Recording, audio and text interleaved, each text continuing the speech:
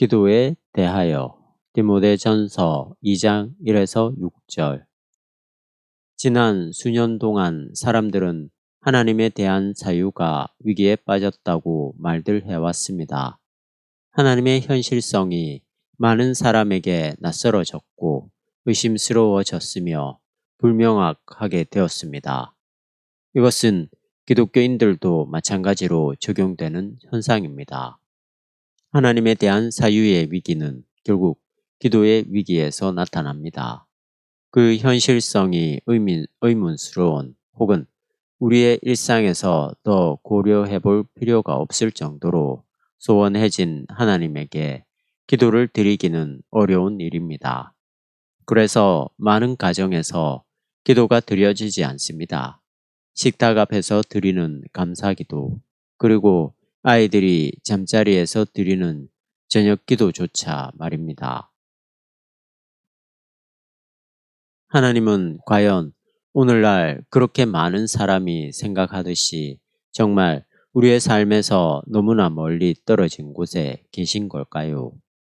오히려 인간들이 하나님에게서 멀어진 건 아닐까요?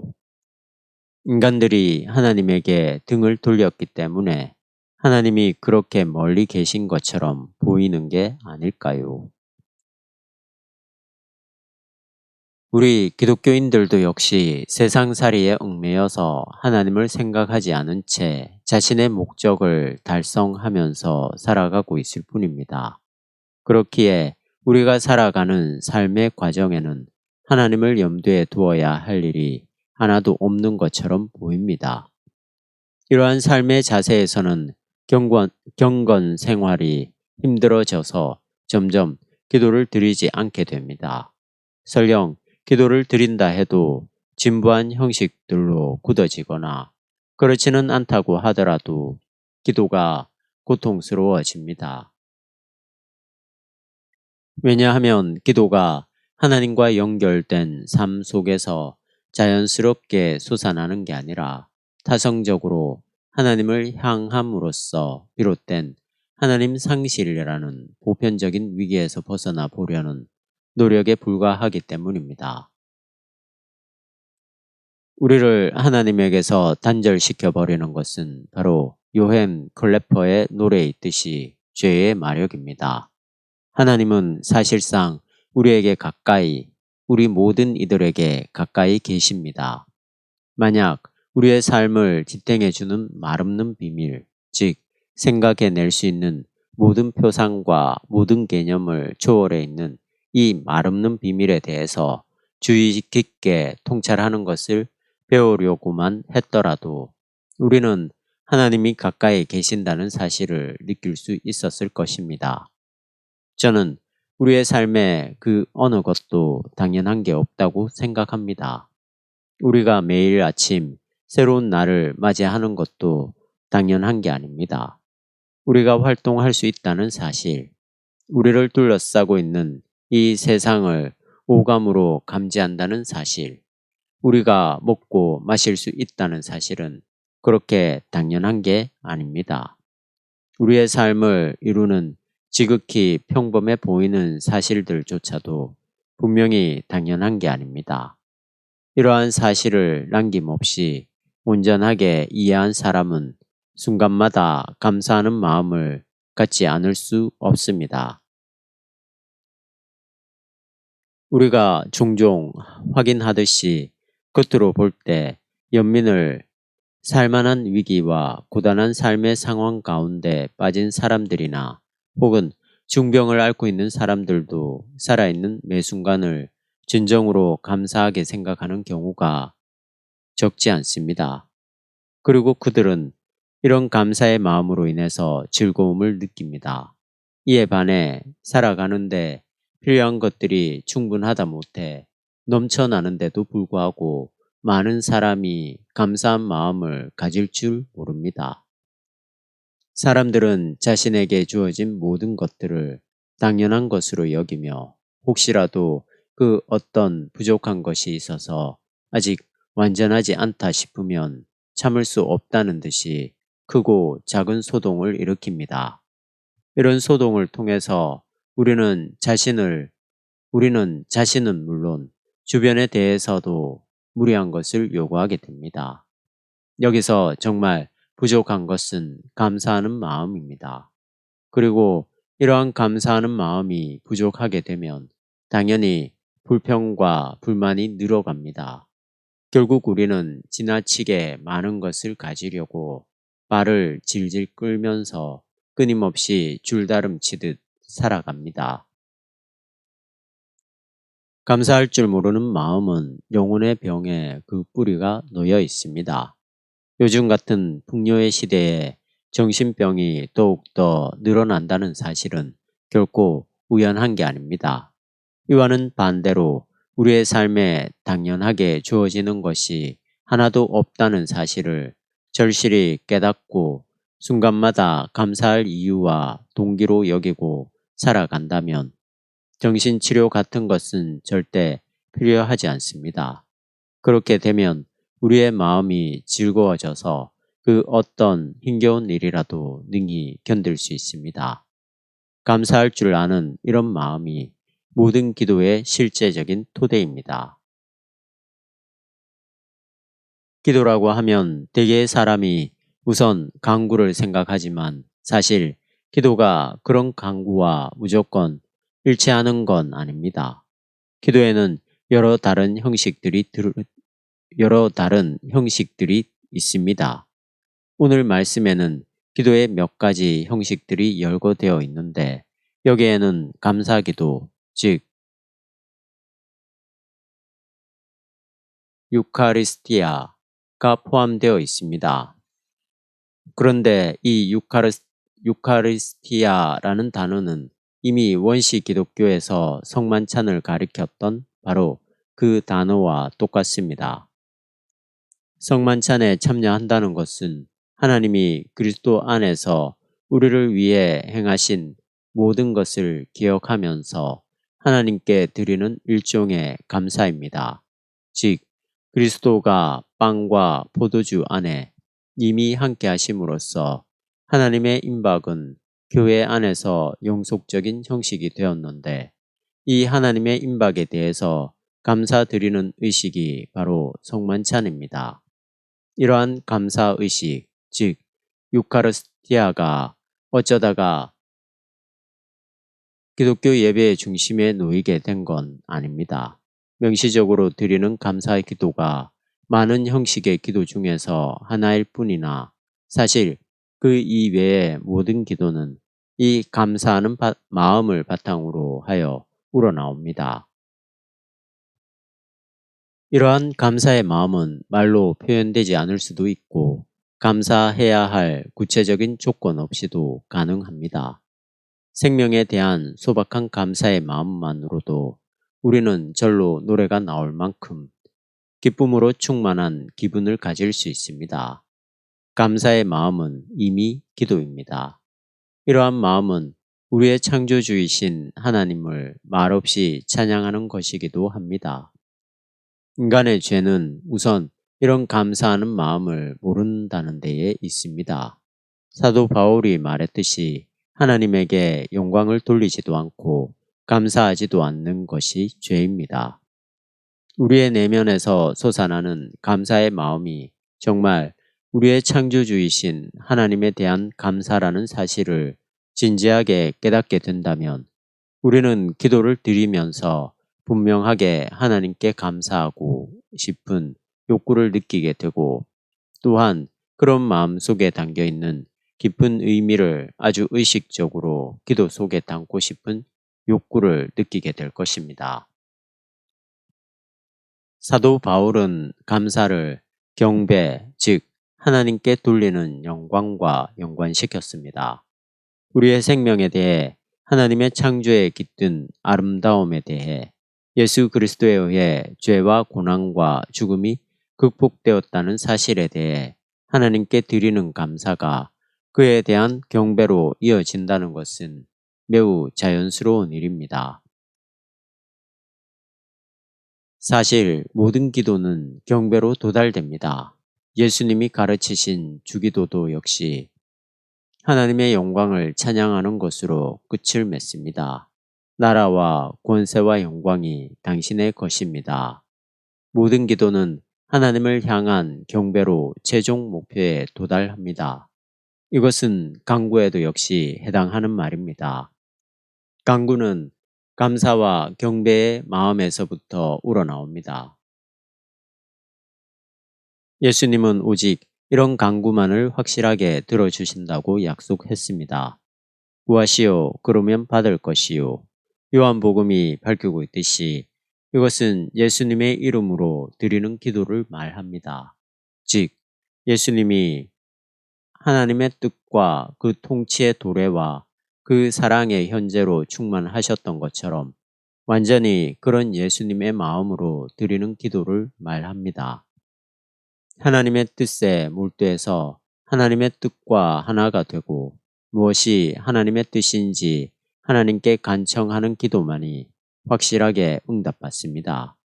그래서 주기도는 하나님의 이름이 이 땅에서 거룩해지며 하나님의 나라가 도래하며 하나님의 뜻이 이루어지기를 바라는 간구로 시작합니다. 또한 그 뒤로 이어지는 기도, 즉 일용할 양식과 사죄에 대한 간구도 역시 하나님이 사랑을 베풀어서 우리에게 선물로 주고 싶은 것을 주시기 바란다는 것입니다.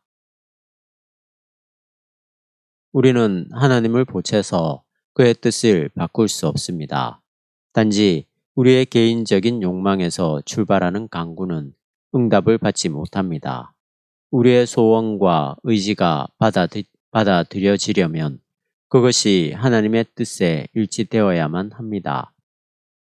그렇다면 간구한다는 것은 도대체 무슨 의미가 있는 걸까요?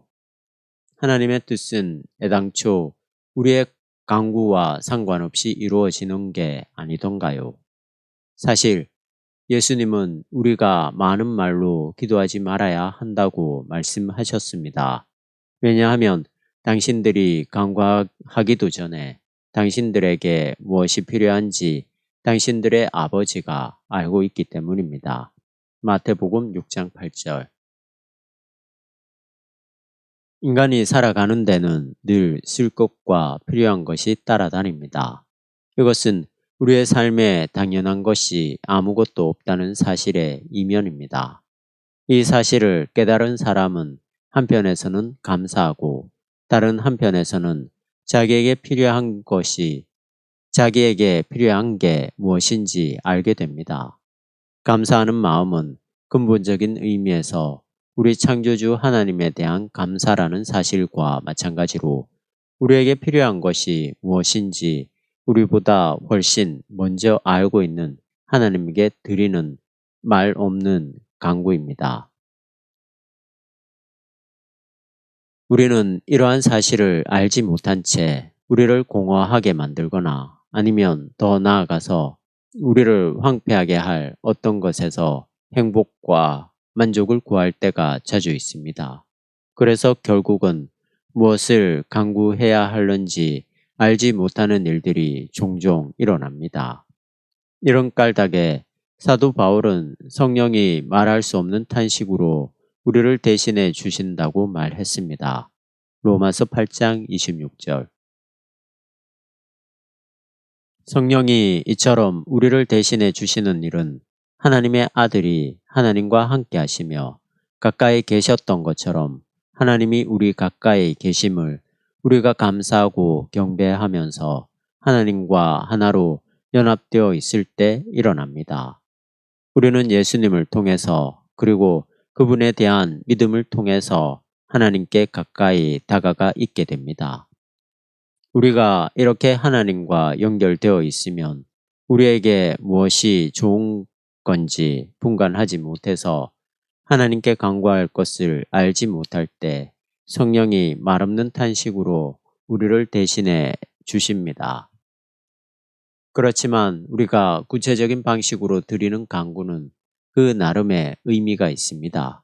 감사기도에서 감사하는 마음이 지닌 본래의 깊은 의미가 분명해지는 것과 마찬가지로 간구할 때는 우리에게 무엇이 필요한가를 해명하는 일이 중요합니다.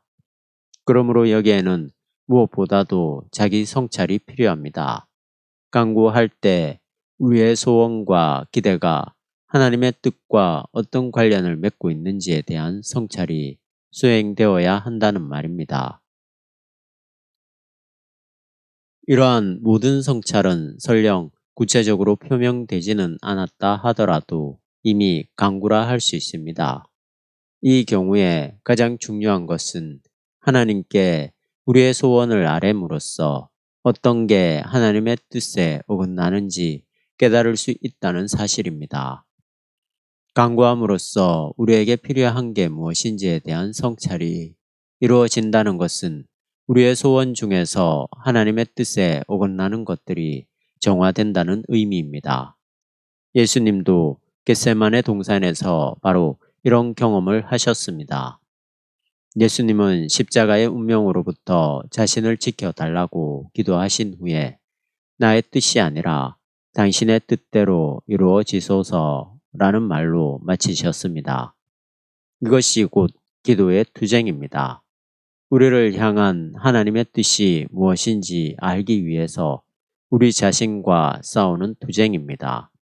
간구는 항상 하나님의 뜻과 결부되어 있기에 우리의 간구가 이루어지는 곳에서만 감사하는 게 아니라 우리의 기도에 응답이 없는 곳에서도 회개하고 하나님을 경배하게 됩니다.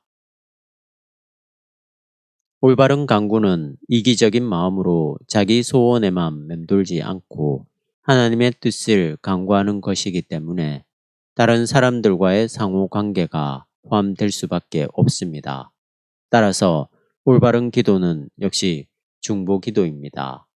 그래서 우리는 주 기도를 드릴 때 우리의 일용할 양식과 우리의 죄에 대한 용서를 구합니다. 즉, 자기만의 빵과 자기만의 용서를 구하는 게 아니라 다른 사람의 구원을 위해서도 기도하는 것입니다. 오늘 말씀은 이것을 간구할 때만이 아니라 모든 기도에서 중요한 요소라고 특별히 강조하고 있습니다. 우리가 어떤 기도를 드리든지 간에 우리의 삶과 우리의 소원과 우리의 추구하는 바가 모든 사람을 구원하시려는 하나님의 목표를 지향하는 것이야말로 중요합니다. 하나님은 모든 사람을 위해서 존재하시며 그의 사랑은 모든 사람을 대상으로 하기 때문입니다. 이와 마찬가지로 예수님도 역시 모든 사람을 위해서 존재하십니다. 예수님이 당하신 십자가의 죽음은 우리를 하나님과 그의 생명으로부터 갈라놓을 수 있는 세력이 그 어디에도 없다는 사실을 모든 사람에게 확실히 보증해 주었습니다. 이 사실을 오늘의 본문은 속전이라는 상으로 표현하고 있습니다. 예수님이 하나님의 뜻에 따라서, 즉 하나님이 정하신 때에 모든 사람을 대신해서 이 속전을 지불하셨다는 것입니다.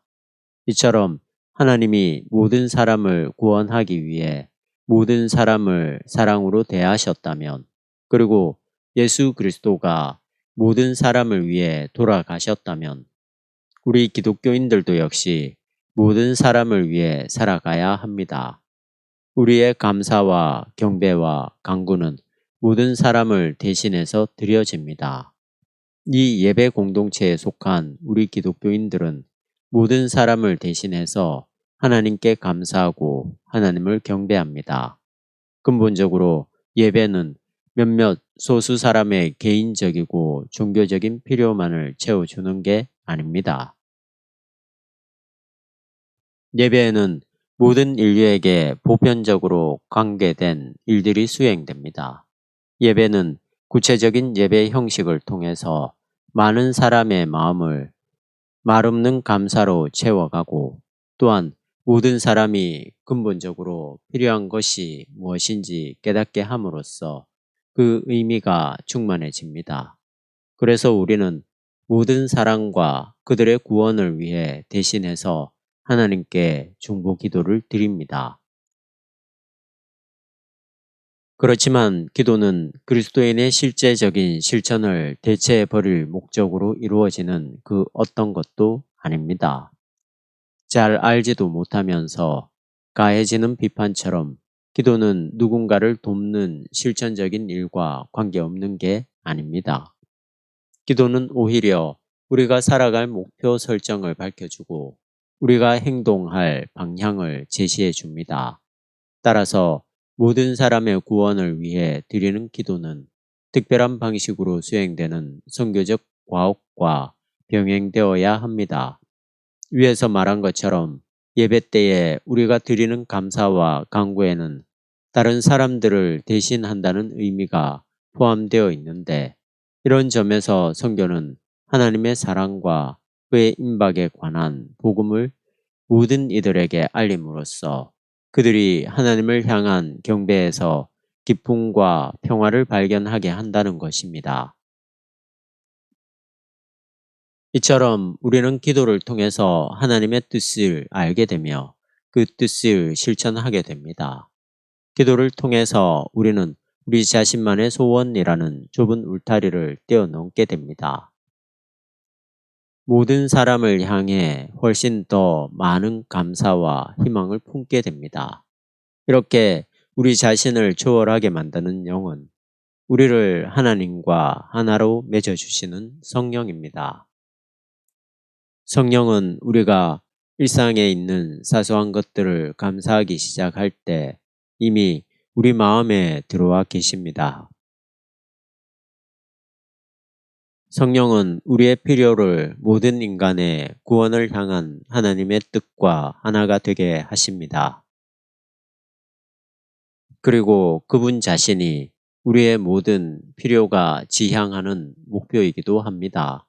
하나님이 가까이 계실 때 우리의 모든 필요는 잠잠해지기 때문입니다. 이처럼 하나님의 영이 모든 기도의 시작과 목표이기에 우리의 모든 기도는 오순절에 임한 성령을 간구하는 것에 집중됩니다. 1973년 부활절 후 5째 주일 로흐암